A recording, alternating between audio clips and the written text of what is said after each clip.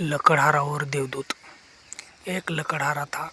एक बार वह नदी के किनारे एक पेड़ से लकड़ी काट रहा था।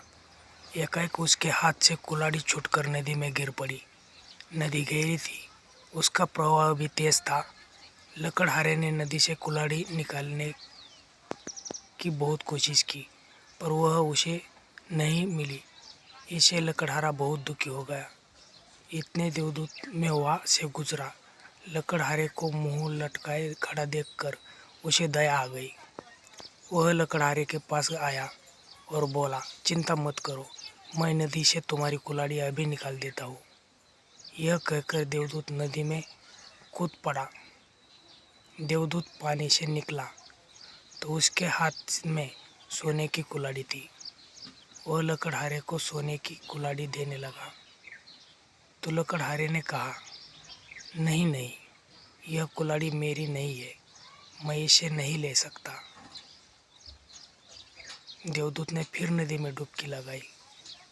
यह कहकर देवदूत नदी में कूद पड़ा। देवदूत पानी से निकला तो उसके हाथ में सोने की कुल्हाड़ी थी। वह सोने की कुल्हाड़ी देने लगा तो लकड़हारे ने कहा, नहीं नहीं, यह कुल्हाड़ी मेरी नहीं है, मैं इसे नहीं ले सकता। देवदूत ने फिर नदी में डुबकी लगाई। इस बार वह चांदी की कुल्हाड़ी लेकर बाहर आया। ईमानदार लकड़हारे ने कहा, यह कुल्हाड़ी मेरी नहीं है।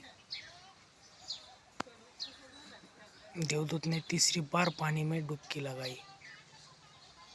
इस बार वह एक साधारण सी लोहे की कुल्हाड़ी लेकर बाहर आया। हाँ, ये मेरी कुल्हाड़ी है, लकड़हारे ने खुश होकर कहा। उस गरीब की ईमानदारी देखकर देवदूत बहुत प्रसन्न हो गए। उसने लकड़हारे को उसकी लोहे की कुल्हाड़ी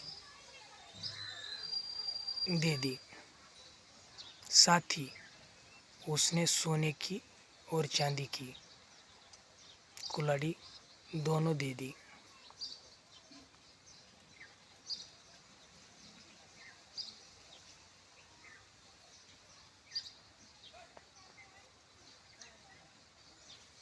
शिक्षा ईमानदारी से बढ़कर है।